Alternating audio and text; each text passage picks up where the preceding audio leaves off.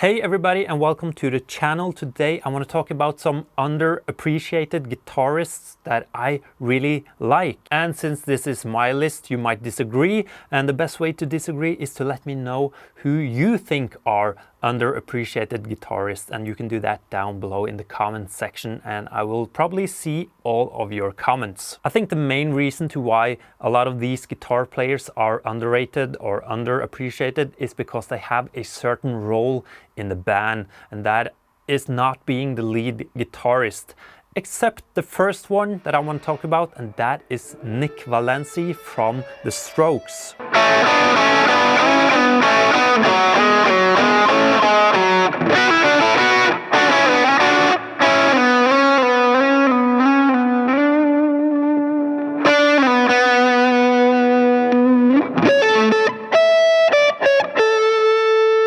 I think that most people think that the main guitarist in The Strokes is Albert Hammond Jr.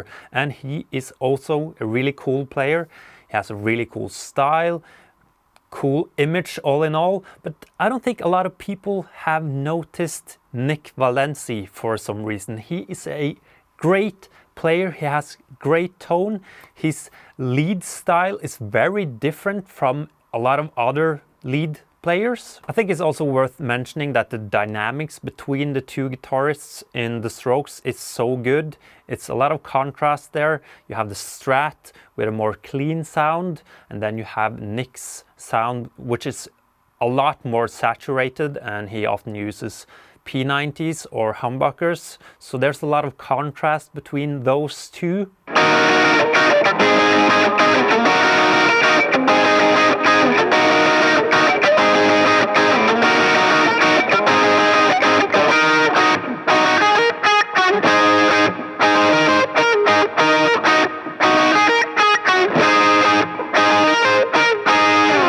So yeah, I just like everything about his playing and his tone and his gear, and he has great hair. I've heard that he doesn't use shampoo, which is weird, but yeah. Nick Valencia from The Strokes, truly underappreciated. I talked to Harry from Harry and the Guitar yesterday, and he said, please tell me that you have Nick Valencia on that list, and of course, I do. And the next guitarist on this list is Jamie Cook from Arctic Monkeys.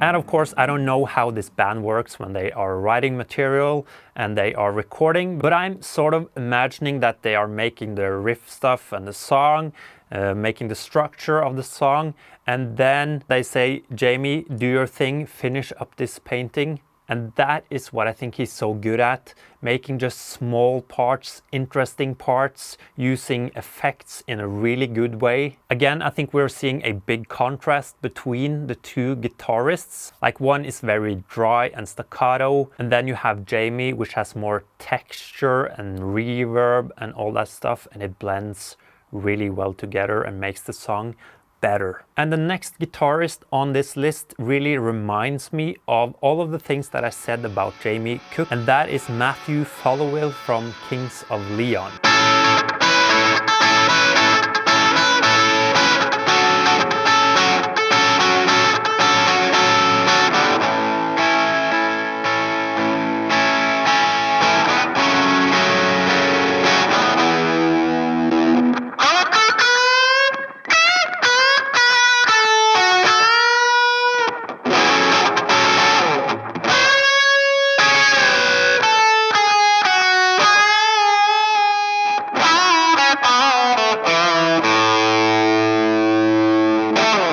So when you record a song, you have some tools to make the song bigger. And one of those things is to use the stereo image. You do hard panning, you do panning in between.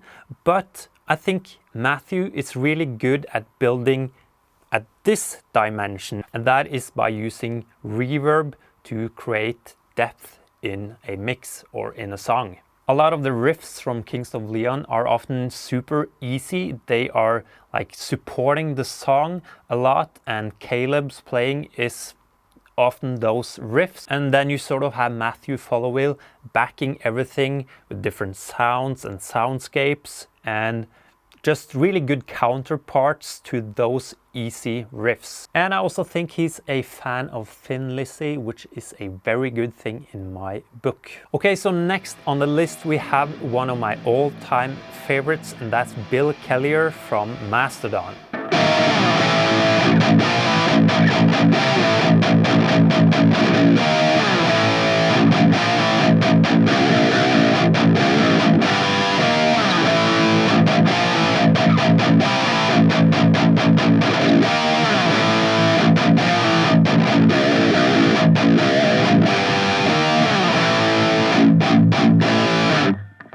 I mean, Brent Hinds is also a fantastic player, but having someone like Bill in the band is just so important. It's like having a good bassist or a good drummer, which the band also indeed does have.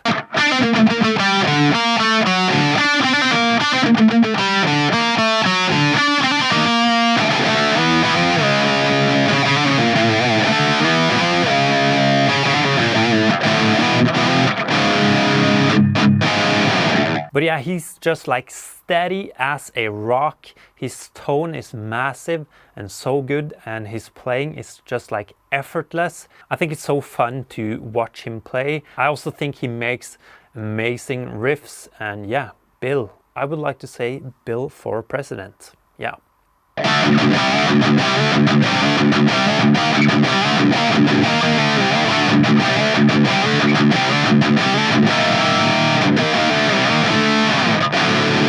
And the next person here on the list is Robby Krieger from The Doors.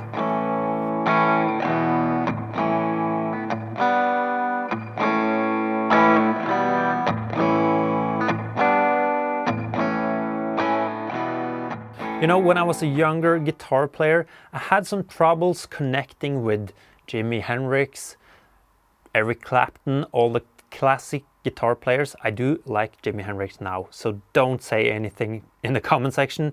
I really like him now, but back then I really couldn't figure them out. And like the first old guitar player that I really liked, that was Robby from The Doors. His playing is just so simple. It's not too bluesy, which I can imagine being sort of a problem playing guitar back then. You really didn't have that many people that could inspire you, so you sort of had to make up everything, or at least take the blues things and make them your own, and he's able to do that without being too bluesy, and I appreciate that. I also like blues, so don't say anything.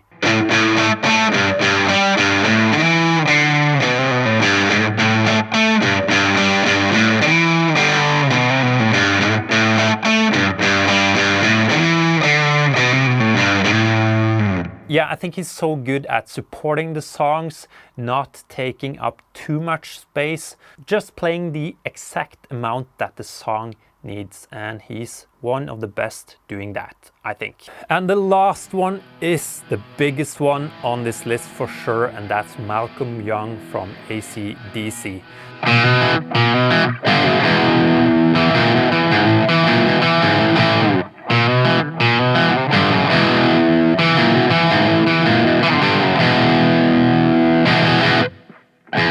My first guitar hero was his brother Angus Young. Of course, I was young, not like part of the Young family, but younger than I'm now. And Angus is also great, of course. He is the main guy sort of AC/DC. It's hard to not notice him when you are 10 and you just started to play guitar. And I know a lot of people think the same.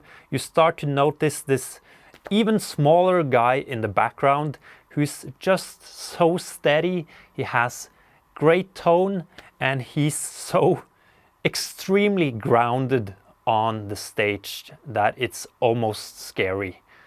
And yeah, He is just great.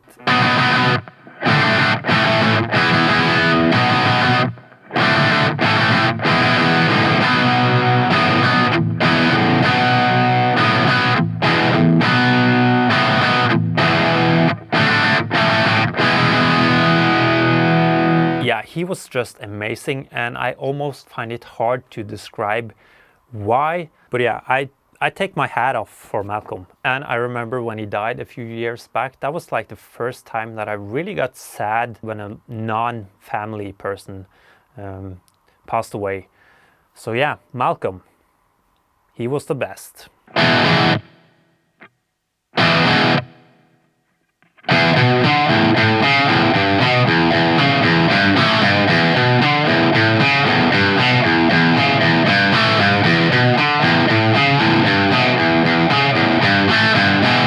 Okay guys, so again, if you have any underappreciated guitarists you want to mention, do that in the comment section down below. Subscribe if you haven't, and hope you enjoyed this video. Thanks for watching and goodbye.